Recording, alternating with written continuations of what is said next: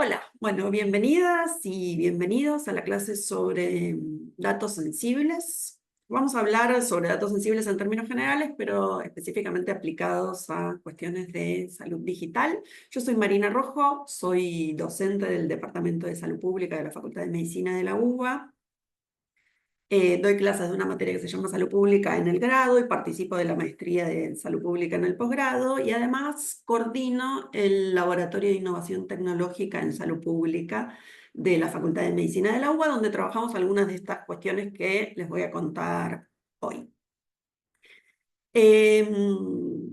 La clase va a estar dividida en tres partes. La primera es cuáles son estos datos sensibles de los que estamos hablando y dónde los encontramos. La segunda, que me quedó en inglés el título, compartir o no compartir, tiene que ver con los usos de estos datos y por qué eh, es importante la utilización y compartir, digamos, porque sería más fácil no compartirlos, pero hay cuestiones que hacen que tengamos interés en que estos datos tengan otros usos y sean compartidos. Y la tercera, en relación a esto, es cómo podemos hacer para protegerlos.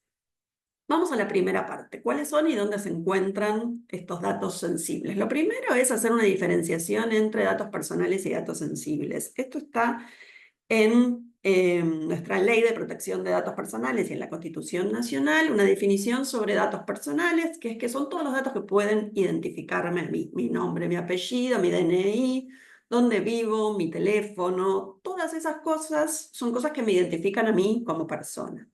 Ahora, existen también los datos sensibles, que son otro tipo de datos personales, que además de poder identificarme, revelan algunas cuestiones que tienen que ver con mi intimidad y que están especialmente protegidos porque podrían, digamos, de alguna manera ser utilizados en mi contra. Por ejemplo, mi origen racial, étnico, opiniones políticas, religiosas. Bueno, y los datos de salud, piensen ustedes en mis diagnósticos. Por ejemplo, si yo, digamos, padezco determinada enfermedad o condición, y eso se sabe, podría, digamos, perjudicarme a mí en términos de que, por ejemplo, un empleador no quisiera contratarme, o otro de los ejemplos clásicos de esto es en relación a que me otorguen algún tipo de seguro. Entonces, son datos sobre mi persona que están especialmente protegidos, que no pueden obligarme a brindarlos, si los datos personales, digo, mi DNI o, por ejemplo, el teléfono o mi dirección me la piden en un montón de lugares, de formularios, se registran. En cambio, los datos sensibles, no. Los profesionales de la salud sí registramos datos sensibles en, específicamente, ahora vamos a ver dónde están, pero en la historia clínica de las personas, porque son datos que utilizamos para el tratamiento de esas mismas personas. Cualquier, digamos, organismo que haga un tratamiento de estos datos personales está obligado a registrarse en una base de datos y a seguir un montón de normativas que están, nada, que se aplican, digamos, a ellos, pero más allá de que, eh, digamos, uno siga las normas, claramente siempre hay riesgos cuando uno está almacenando datos personales o datos sensibles de las personas. Y no me voy a detener mucho en qué es lo que dice la normativa, pero sí quería traerles estas dos normas de otros lugares que probablemente ya las hayan escuchado por ahí, solamente para, digamos, hacer algunos señalamientos y puntualizaciones específicas, que son IPA y esta GDPR o GDPR, que es la Ley de Protección de Datos de la Unión Europea. Similitudes y diferencias entre estas dos normativas. Bueno, por un lado, la europea es una ley de datos personales en términos generales. En cambio, IPA es una ley que aplica a el sector salud solamente, que habla sobre los datos sensibles y los datos personales, pero específicamente dentro del sector salud. Una diferencia importante, por ejemplo, es que en la normativa europea, para que alguien pueda acceder a mis datos, el individuo tiene que específicamente haber brindado su consentimiento. En cambio, en los Estados Unidos no es tan así que el paciente tenga que consentir la divulgación de sus datos, sino que es un poco más laxa la norma en este sentido. Otra diferencia es que en la Unión Europea yo puedo pedir que se borren datos personales míos, en cambio en los Estados Unidos no. Y después, bueno, en términos de cada cuánto se hace la evaluación de las organizaciones y el análisis de riesgo es diferente, 3 años en uno y anualmente en la otra. Ahora, ¿dónde están estos datos sensibles de los que venimos hablando? Digo, porque si ustedes recuerdan la definición que dimos recién, digo, datos sensibles, nadie puede obligarme a brindarlos, pero de alguna manera, si estamos hablando de ellos, es porque las personas brindamos nuestros datos sensibles.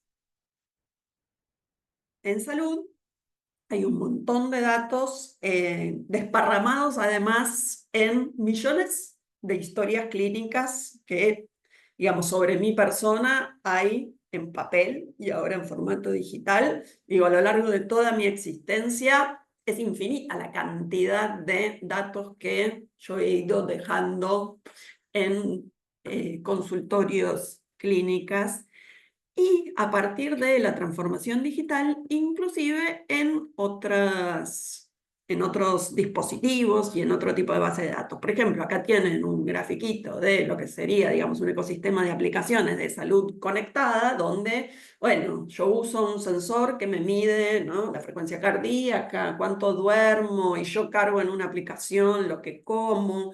Hay cada vez más dispositivos, por ejemplo, en diabetes se utilizan dispositivos sensores que uno tiene, digamos, insertados todo el tiempo, que recopilan información sobre mi glucemia y que la transmiten a aplicaciones.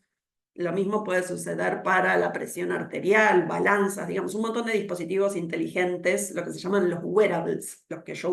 Wearables quiere decir que se usan, ¿no? Uno los tiene, digamos, en el cuerpo y están transmitiendo información.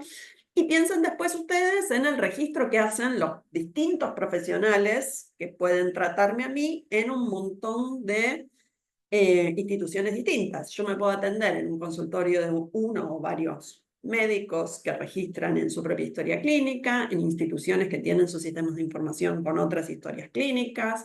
Si me atiende un sistema de ambulancias, probablemente tenga otra historia clínica.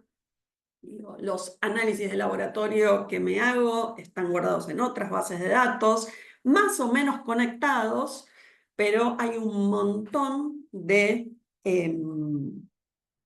bases guardando información sensible sobre mi persona, que tiene que estar especialmente protegida. Y una distinción que me parece importante para que conozcan es, ahora nos vamos a empezar a meter en qué pasa con las historias clínicas electrónicas. La mayoría no todas, pero la mayoría de las instituciones de salud registran los datos de las personas en sus sistemas de información en salud, donde la historia clínica electrónica es el corazón de ese sistema. Una historia clínica electrónica, y ahora vamos a ver algún ejemplo, pero se compone básicamente de lo que se llaman datos estructurados y datos no estructurados. Y me interesa que entiendan la diferencia entre estos dos tipos de datos, porque el tratamiento que yo tengo que hacer para unos y otros para proteger los datos sensibles y la información personal es diferente. Los datos estructurados, ¿sí? Digamos, son en general datos, no tienen por qué ser datos numéricos, pero en general piensen ustedes, por ejemplo, en datos numéricos. Mi peso, mi talla, mi tensión arterial, la glucemia, todos esos números son datos estructurados. En cambio, un dato no estructurado, por ejemplo, es un texto que diga, Marina vino a la consulta por presentar, no sé, dolor de cabeza a repetición. Ese texto, digamos, se compone de palabras que tienen un sentido, pero no son un dato estructurado en términos de que yo no puedo procesarlos contando, por ejemplo, la cantidad de, digamos, primero aplicándole medidas estadísticas. Si yo tengo un número, pueden ser medidas estadísticas. Pero en el medio de estas dos cosas, para que piensen qué es y qué no es un dato estructurado, por ejemplo, están lo que se llaman, y lo vamos a ver después en el ejemplo, Los problemas de salud. Los problemas en una historia clínica que funcione con problemas son etiquetas que hacen referencia a justamente problemas de salud, no a un diccionario que tiene un montón de términos, pero que cada vez, por ejemplo, que yo ingreso en cefalea, ¿no? Que sería un término médico para el dolor de cabeza, eso es una información que está estructurada, que va a una base de datos, que se guarda con un código. Digamos, cuando yo como profesional escribo cefalea, el sistema lee a 548.000, que es el problema cefalea, y lo almacena de esa manera. Entonces, la diferencia es que si yo quiero, como por ejemplo administrador de ese sistema de información, ver cuántos pacientes vinieron por cefalea en el último mes, yo puedo hacer una consulta y eso me trae los datos estructurados de cefalea y me dice, bueno, de las 100 consultas que vos tuviste, 8 fueron por cefalea. En cambio, cuando estoy trabajando con datos no estructurados y yo escribo en lo que se llama el texto libre de la historia clínica, no puedo buscar adentro de ese texto, no puedo hasta ahora, porque cada vez tenemos más herramientas para el procesamiento de los datos no estructurados, como es el famoso chat GPT. Pero es más difícil el análisis de ese tipo de información. Piénsenlo con textos, también tenemos fotos y videos, que son cosas que se guardan, digamos, fotos, tomografías, radiografías y cosas en movimiento, como una videodeglución, o podría ser otro tipo de videos, cada vez se incorporan más también a las historias clínicas. Para que veamos un ejemplito, esto es les quería traer, porque por ahí todos no están familiarizados con cómo es una historia clínica electrónica. Este es un ejemplo de la historia de salud integral este es el tutorial de la provincia de Buenos Aires. Y fíjense que se abre la consulta, ¿no? Y acá dice agregar motivo de consulta. Ahí está escribiendo el profesional, examen de salud. ¿Ven que se despliega una lista de términos? Eso es porque esto es, si bien es texto, es estructurado. Yo no estoy poniendo el texto que a mí se me ocurre, sino que estoy eligiendo entre una serie de textos estructurados que corresponden a determinados códigos. Lo mismo pasa acá con el problema. Esas dos cuestiones fueron datos estructurados. En cambio, acá en evolución, que si el profesional está escribiendo, el paciente consulta por esto y por lo otro, eso no es estructurado y se almacena como lo que se llama el texto libre. ¿Por qué me interesa que conozcan esto? Porque uno muchas veces piensa que el dato estructurado es el único dato a proteger y existe adentro del texto libre un montón de cuestiones que, si lo vamos a utilizar en lo que vamos a ver ahora, que son los usos secundarios, es mucho más difícil proteger un texto libre que proteger un dato estructurado. Acá fíjense que siguen agregando cosas como parámetros, son todos estructurados, frecuencia cardíaca, respiratoria, la saturación de oxígeno, la TA, bueno, antes estuvo el peso, la talla, todos esos son datos estructurados. En realidad, el texto libre, que fue lo que se agregó ahí en evolución, es lo único hasta ahora que fue un dato no estructurado. Acá está agregando alergias, que también está buscando en una lista de términos, por eso son datos, yo me doy cuenta que son datos estructurados. El nivel de alergia, que si se categoriza como mediana, alta o baja, también es un dato estructurado. Entonces, fíjense que una historia clínica se compone de datos estructurados y datos no estructurados. Uy, acá se me largó de nuevo. Que responden en realidad a esto que está por atrás y es como el modelo conceptual de cómo se organiza esa información, que se conoce como acto en salud o es el modelo de tablas maestras, donde tengo todo lo que son datos estructurados, ¿sí?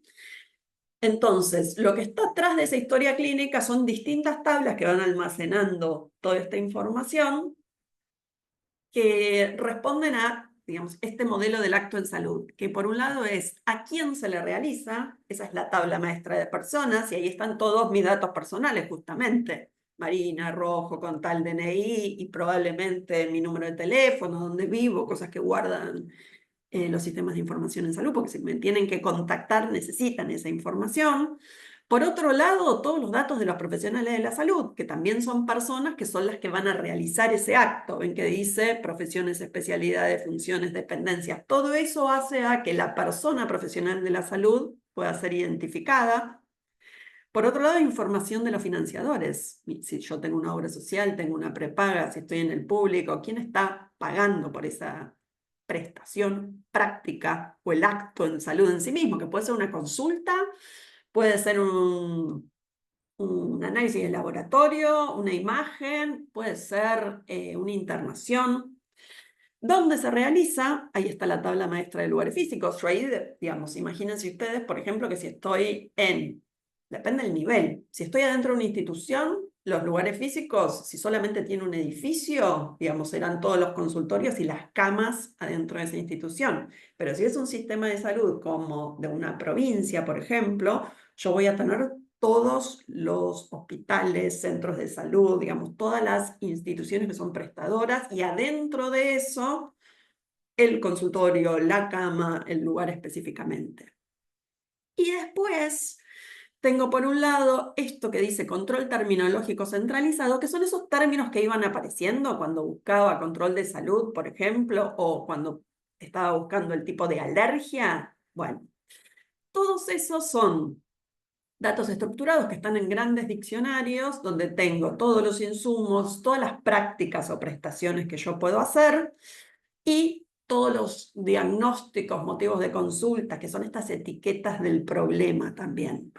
Todos estos son distintas tablas que se interrelacionan, entonces cada vez que yo voy a hacer un acto en salud, que en este caso que vimos recién sería la consulta médica, se ponen en juego, ¿no? Y yo me traigo, bueno, paciente con este profesional en tal lugar, con esta cobertura, ¿qué va a pasar? Y va a ser una consulta. Bien, esa consulta, ¿cuál es el motivo de consulta? ¿Hay un diagnóstico? ¿No hay un diagnóstico? ¿Se utilizó algo? Y se puede hacer una prestación, digamos, extra o no. La prestación puede ser la consulta médica o puede ser que yo haga un electrocardiograma también adentro de esa consulta. Eso sería otra prestación más. Ahora, ¿qué es lo que sucede? Nosotros, porque después para procesarlo es mucho mejor, tendemos a utilizar datos estructurados todo el tiempo. Vieron que recién en esa historia clínica electrónica teníamos el peso, la talla, digamos, todas las cosas que se medían.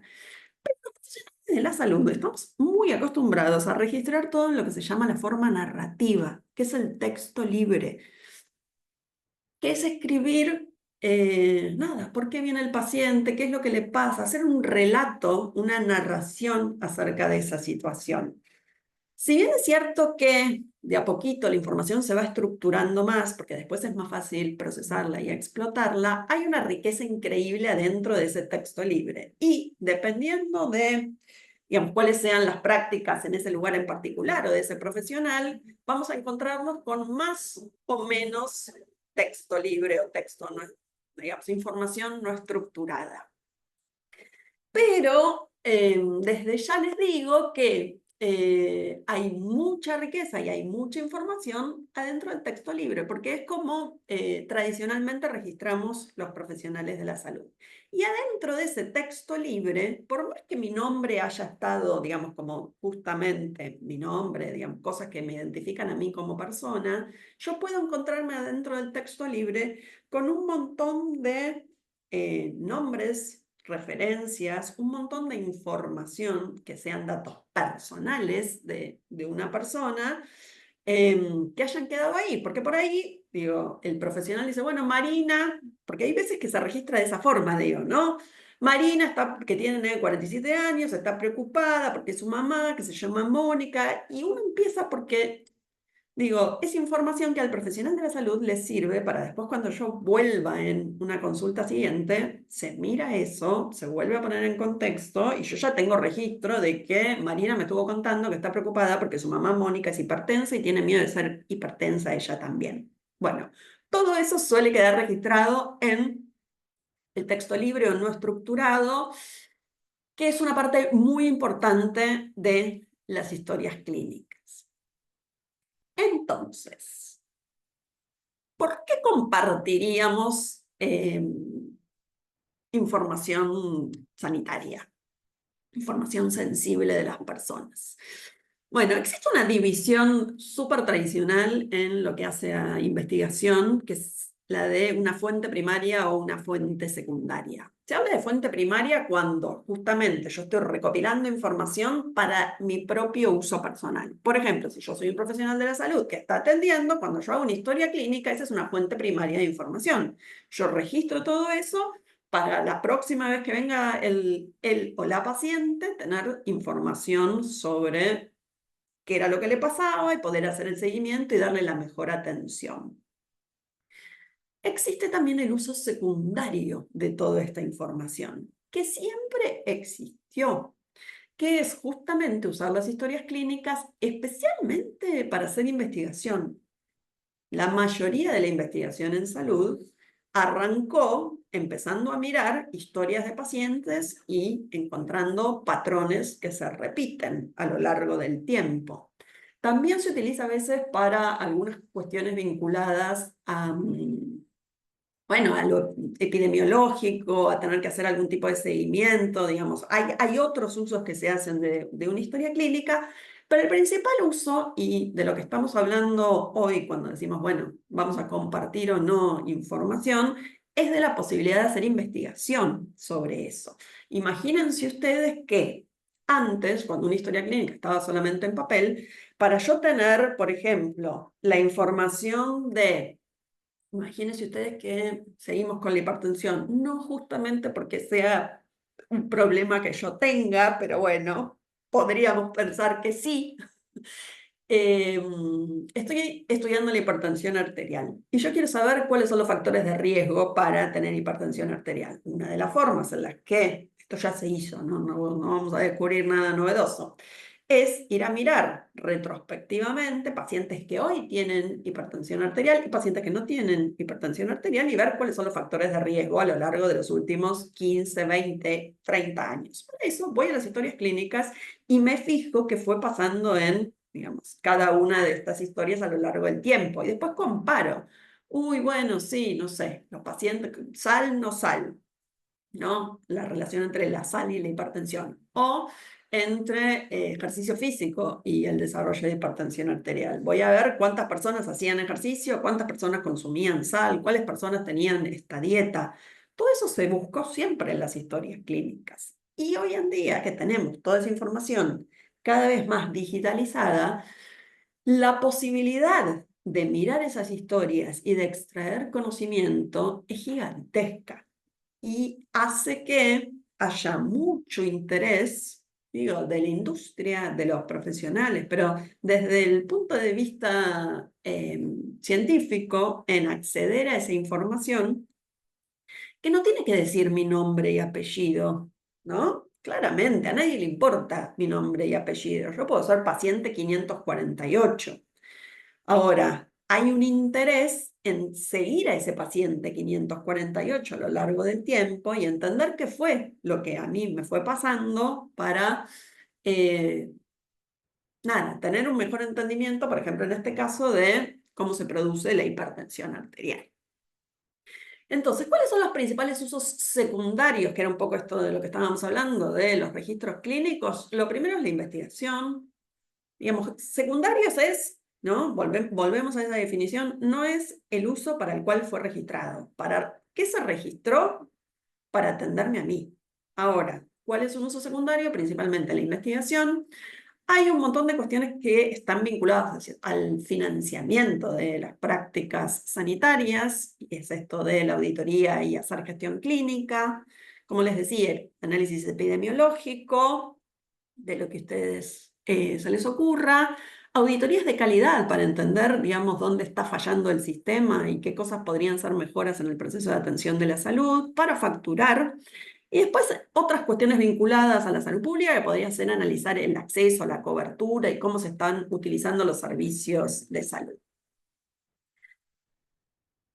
¿Qué pasa cuando adentro de todo esto irrumpe además, ¿no?, la digitalización de los sistemas sanitarios? Bueno, se empiezan a pensar algunos modelos de organización de la información que puedan hacer que la información se comparta de alguna maneras, encriptada, digamos. Hay un montón de cuestiones vinculadas a la seguridad que no vamos a hablar hoy porque no son el caso, pero que la información esté guardada de una forma segura, protegida y bien almacenada, claramente, ese es otro problema que no tiene que ver con el uso secundario del dato o con compartirlo. Pero bueno, se empiezan a pensar distintos modelos de cómo hacer para poder compartir información. Empieza a aparecer un término que ahora en la última parte de la clase también lo vamos a trabajar un poco más, que es el término de identificación, que es sacarle toda la información personal a, a los registros clínicos, justamente, y cómo hago yo para que el individuo no pueda ser identificado.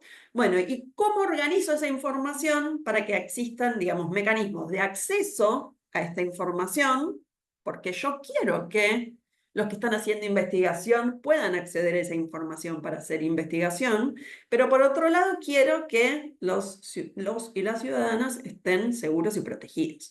Hay siempre una tensión entre acceso y protección, ¿no? Donde si yo no dejo que nadie acceda a mis datos, estoy muy protegida. Pero bueno, tengo acceso cero. Protección 100, acceso cero. Por otro lado, la situación inversa podría ser full acceso irrestricto a todo el mundo, pero la protección de mis datos es cero. ¿Cómo hago para empezar a equilibrar un poco estas dos cosas? Bueno, por ejemplo, este es el ejemplo de lo que Europa está pensando y armando, que es este Health Data Space, que es el espacio de datos en salud, que habla mucho de otro concepto que también es interesante, que es el tema de federar la información. ¿Qué quiere decir esto? Que no es que yo meto todos los datos adentro de una base y la comparto, sino que hay distintas bases de datos, ¿sí? Por eso lo de federado, como si fuera la organización federal de un estado. Cada uno de esos lugares que federan se queda con la información personal mía y a mí me asigna, por ejemplo, un identificador, digo, ¿no? No sé, por ejemplo, si yo me atendí en el hospital Piripipí, ahí soy Marina Rojo, en la base del hospital dice Marina Rojo, con tal DNI, pipipi.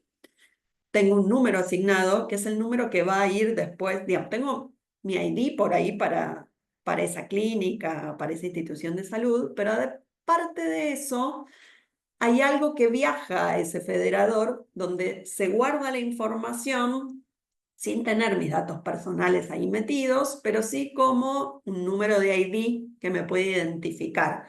¿Por qué? Porque yo además tengo información en un montón de lugares distintos donde voy dejando mis registros clínicos. Y yo quiero además que esas cosas queden separadas y que no se junten en una única base de datos, porque es una manera de proteger la información también del individuo. Entonces, lo que propone, digamos, yo les dejé la referencia para que puedan acceder al texto después si quieren y si les interesa esto, digamos, en particular, es del lado de los profesionales de la salud, ¿sí? Los profesionales de la salud que están tratando a un paciente, que están, digamos, de este lado, tienen el acceso full a mi información sanitaria porque necesitan esa información para tratarme. Necesitan tener todos mis datos personales y sensibles, todos juntos ahí, porque eso hace a la buena atención de una persona. Después de eso, hay todo un proceso por el cual los ciudadanos van primero seleccionando qué información y qué quieren compartir y qué información no quieren compartir. Hay una cuestión ahí muy fuerte e interesante en relación a que las personas seamos dueños de nuestra información y podamos decir qué es lo que sí y qué es lo que no va a este espacio, digamos, de datos que va a ser utilizada para hacer investigación. La información viaja encriptada, digo, de nuevo, esas son cuestiones que hacen a la seguridad. Y la información que yo decido que va a ser compartida porque quiero que esté disponible para hacer investigación, está en este espacio al que tienen acceso distintos actores de la industria, de la investigación, digamos, que son los que tienen acá de este lado, y las autoridades sanitarias y regulatorias. Así se está pensando una arquitectura de datos que pueda, digamos, implementarse, por ejemplo, en este caso, a lo largo de toda Europa. Ahora, ¿cuáles son los mecanismos que, digamos, como cosas que nosotros podemos ir agregando para proteger estos datos? Recién hablábamos del tema de la de-identificación, ¿sí? Para entender esto tenemos que volver a datos estructurados, no estructurados y a los diferentes tipos de variables que tenemos.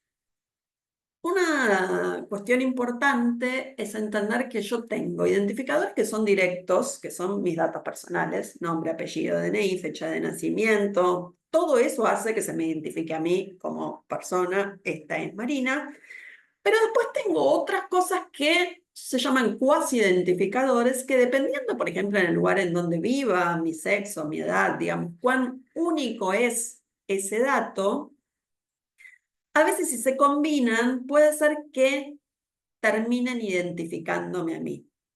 Ejemplo de esto. Si yo soy una persona que vive en una localidad que tiene 100 habitantes y yo tengo 95 años y somos dos personas de 95 años, una mujer y un varón, probablemente sí, en una base de datos yo saco nombre y apellido de Marina, pero le dejo sexo, edad y localidad. Si yo combino esas tres cosas, hay una única persona que vive en esa localidad que es mujer y que tiene 95 años. Entonces, si esos tres datos yo los vinculo a un diagnóstico, por ejemplo, que diga hipertensión, la única persona que tiene esos tres cuasi identificadores es Marina. Entonces yo sé que Marina tiene hipertensión. Eso no se puede permitir. Entonces, además de cuando hacemos procesos de identificación, además de prestarle atención a los identificadores directos, que esos claramente no tienen que estar, porque además no es información que aporte para nada, tengo que empezar a pensar en qué pasa con estos cuasi identificadores, ¿sí? Por ejemplo, edad, ahora vamos a ver algunas técnicas, pero en ese caso, si hay una única persona que tiene 95 años, yo no puedo ponerle edad de esa persona, ¿sí? O lo saco directamente de la base de datos que voy a compartir, o bueno, ahora en otras diapositivas vemos cómo hago para agrupar quizás esa información, para meterle ruido, pero tengo que de alguna manera hacer algo para que no me quede ese dato ahí puesto. Y después tengo los atributos sensibles, que, digo, deberíamos dejarlo afuera porque son datos específicamente protegidos, pero el problema que tengo es que justamente el dato que yo necesito para hacer investigación. Si yo saco todos los diagnósticos, deja de tener sentido compartir esa información. Entonces, estos atributos sensibles son de interés, tengo que ver también cómo los trato. Puede ser que si es un diagnóstico muy raro, también se convierta en un cuasi identificador y yo no pueda compartir esa información. Hay también distintas formas de medir, que ahora las vemos, el riesgo que yo tengo al estar compartiendo determinada información y de sacármelo de encima para, digamos, de decidir si voy a compartir o no voy a compartir eso en función del riesgo de identificación o de reidentificación que yo tengo de esa persona. Entonces, la anonimización es un proceso que justamente se hace para sacarle todos los datos personales a información que va a ser compartida de alguna manera. Y tiene que ver, por un lado, con la estructura de los datos y por otro lado, el contexto en el que los voy a compartir. Por ejemplo, si hay otras bases dando vueltas que si yo junto información y la cruzo con otra base, puede ser que me vuelva a identificar la capacidad técnica en el lugar, ¿sí? Si es de interés o no, por ejemplo, si es una información que es de mucho interés, por ejemplo, como decíamos antes, ¿no? Para la industria de los seguros. Y hay mucho riesgo si yo comparto que sea utilizado para el mal y no para el bien. Bueno, mi proceso de anonimización debería ser mucho más grande o quizás no debería compartir esa información. Pero todas estas cosas son los parámetros que yo tengo que estar pensando. Digo, yo puede ser un yo, institución o entidad reguladora, la que tiene que establecer cuáles son los riesgos y en ese caso, cuáles van a ser las prácticas necesarias para compartir esa información. Volviendo a lo que les decía antes, por ejemplo, la IPA, la ley de Estados Unidos, está buena en el sentido de que hay una receta y un paso a paso de cómo vos, en qué situaciones podés compartir información de los pacientes y cuáles son los procesos de anonimización. Que eso lo que hace es, digo, dar un marco para que eh, uno tenga, si está en la situación de ser administrador de una base de datos, si alguien le pide información, que sepa cuáles son las normas, los parámetros. Y yendo ya, digamos, porque por ahí la norma es muy general, esto es el paso a paso de cuáles son, digamos, los lineamientos que tengo que seguir para anonimizarlo.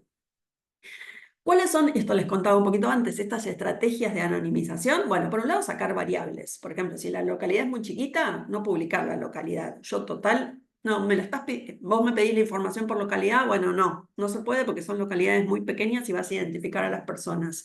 Te doy esta información, pero te la doy a nivel provincia. Otra, supresión de datos en particular, la edad de personas que tienen muchos años.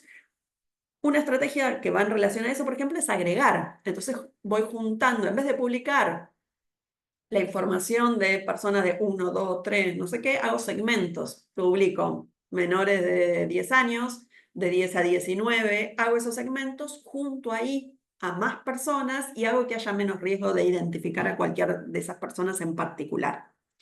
Muestreo, tomar algunos casos sí y otros no, aleatorizar y mezclar sexo y edad de forma random, yo ahí ya empiezo a jugar con, vos me pedís una información, pero yo no te estoy dando la información real, ¿sí? Te estoy simulando en algún punto algunas cosas para poder hacerlo compartible sin riesgo de reidentificación.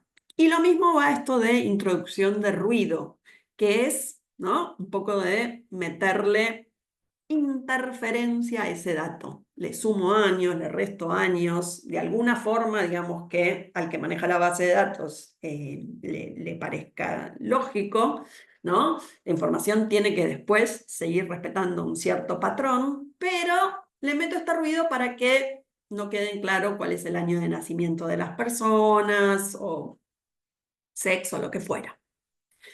Y después están algunas mediciones que está bueno, digo, no sé cuánto van a trabajar con esto, pero existen formas de medir el riesgo que yo tengo en un determinado set de datos de reidentificación, ¿no?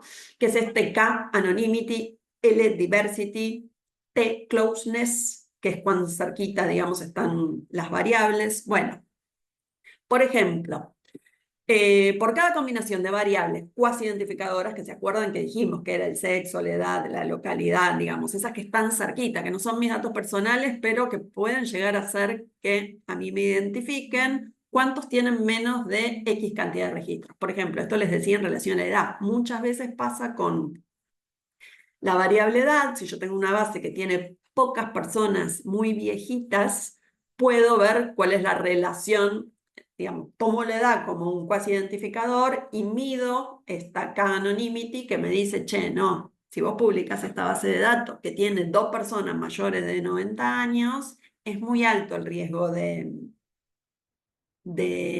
identificación de esas personas. Después, por ejemplo, la diversidad también hace referencia a estas variables cuasi identificadoras y es ver cuántas tienen menos de X o L, cantidad de categorías diferentes. Por ejemplo, cuando hablo de categorías, ¿no? Serían sexo tiene si estoy hablando de sexo, como sexo biológico, porque ahí después podemos meter otras cosas, ¿no? Pero el masculino femenino, ¿sí? Esta closeness o cercanía es si esto es parecido a la distribución de esa variable en particular, es parecida o no a la variable en el total general. Y tengo distintos softwares que se pueden utilizar, digamos, para hacer estos procesamientos. Nosotros en la facultad usamos y enseñamos específicamente R, que es un software abierto que sirve para procesamiento estadístico y que tiene algunos paquetes que yo me puedo bajar y que puedo correr todas esas funciones y que me hagan este chequeo del riesgo de esa base de datos.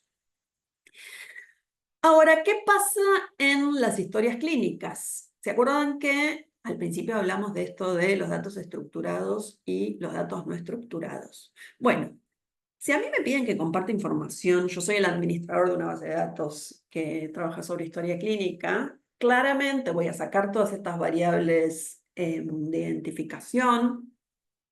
Puede ser que me pidan la edad, porque en general la edad, digo, si bien es un cuasi identificador, es una variable de interés para hacer investigación. Entonces, bueno, puede ser que le corra algún proceso ahí de meterle ruido a la edad para que la gente no pueda ser identificada. Y después me enfrento a veces a el pedido de trabajar sobre texto libre o no.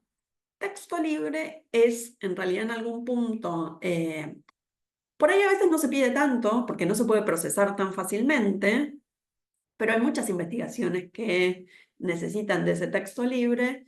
Y el texto libre tiene mucho riesgo, por esto que yo les decía al principio, de que los profesionales de la salud escriben y van dejando datos personales y sensibles vinculados ahí en ese texto libre.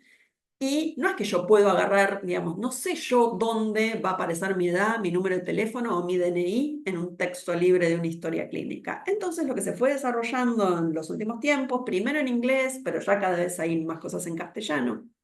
En la facultad trabajamos en un proyecto más grande que se llamó ARFAI, que lo pueden buscar también, que tiene, bueno, de hecho en la bibliografía tienen algún texto que salió de ese proyecto que trabajó sobre la historia clínica electrónica de Nación para usarla epidemiológicamente, pero justamente una de las cosas que se hicieron fue producir un algoritmo que recorre ese texto libre y va detectando estos datos nombre, apellido, DNI, digamos, que son, es como funciona el chat GPT en algún punto, pero son combinaciones de cosas que se reconocen como un dato personal y se borran de ese texto para ser compartidos, no de la historia clínica. Yo en la historia clínica no borro nada, pero si a mí me piden que comparte ese texto porque alguien quiere buscar, por ejemplo, no sé, casos de dengue que no hayan sido reportados y yo quiero ver si en el texto dice que el paciente tiene dengue, por ejemplo,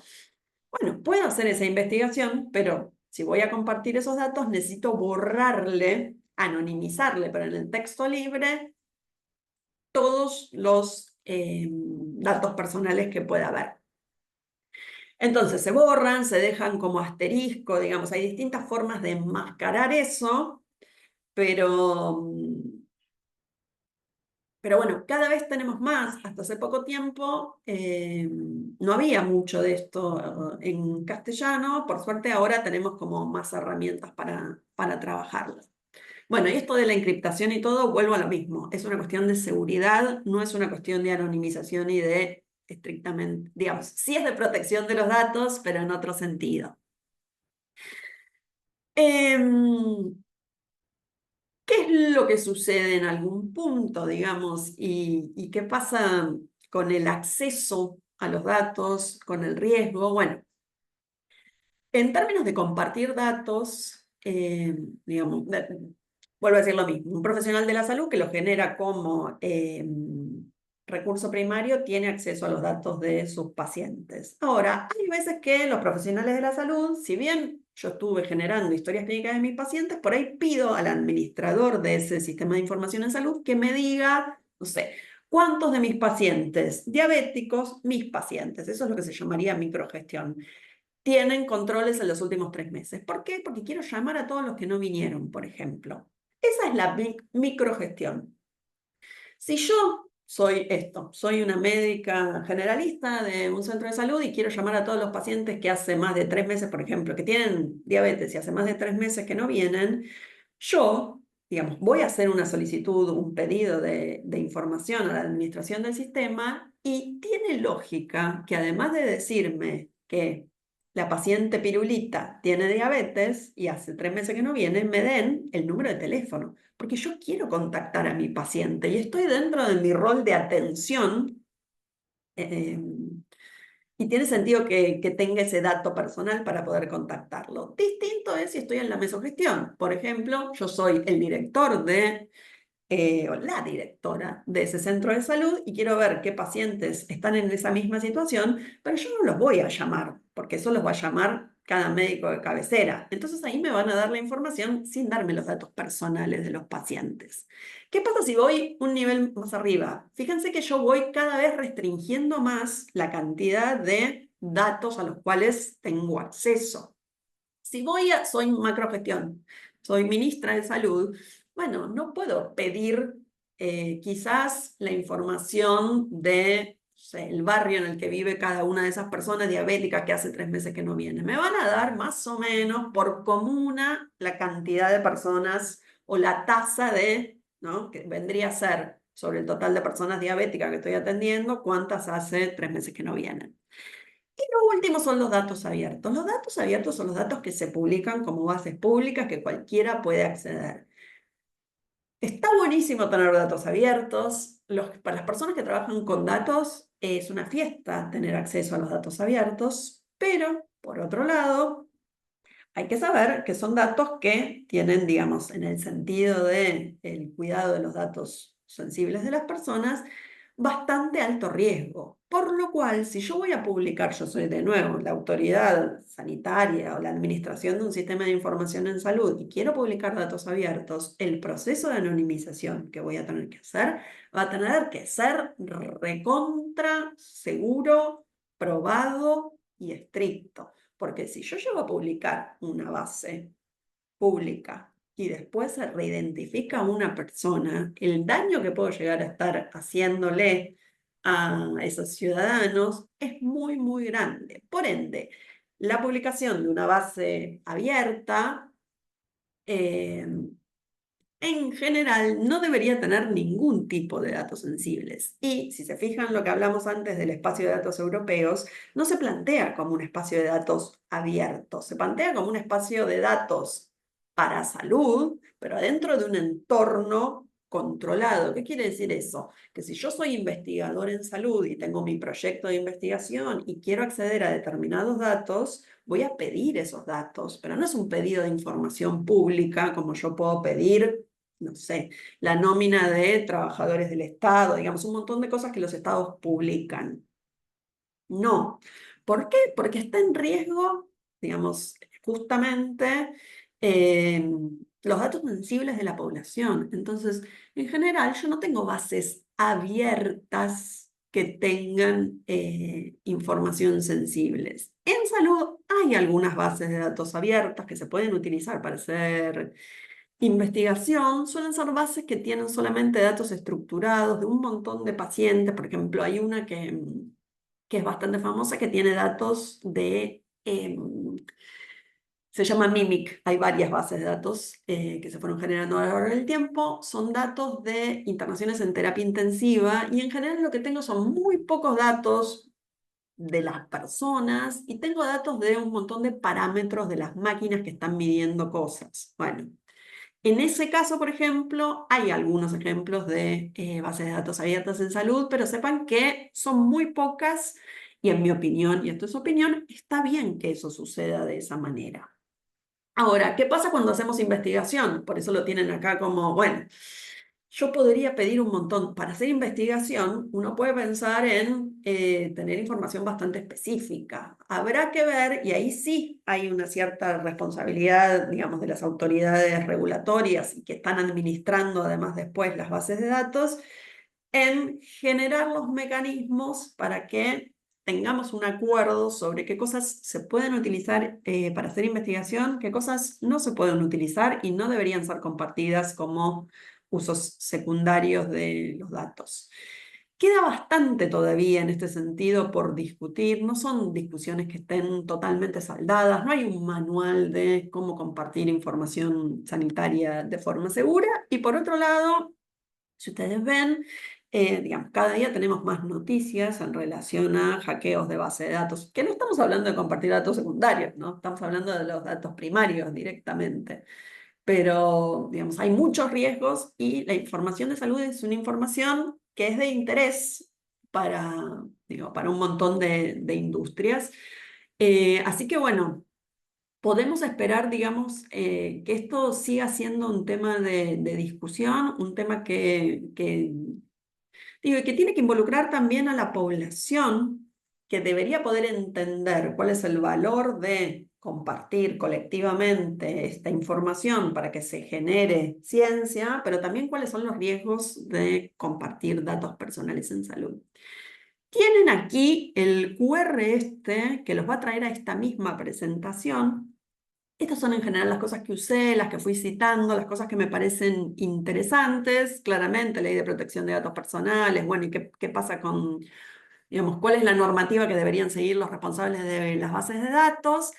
Estas guías prácticas que las hizo fundar, una de esas es de este proyecto ARFAI que yo les contaba, que es esta guía práctica para la protección de datos personales en salud, que cuenta en muchísimo más detalle todos los procesos de anonimización que yo les dije así como muy rápidamente.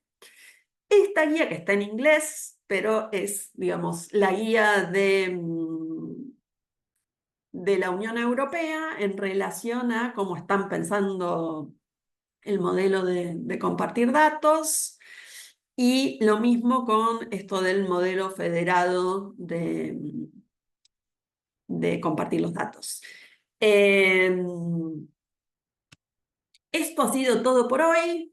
No les puse acá, porque acá termina la presentación, no les puse, bueno, nada de contacto. Cualquier cosa, mi mail, si necesitan, no pueden acceder a algo o tienen alguna pregunta concreta, es mrojo@fmed.ua.ar.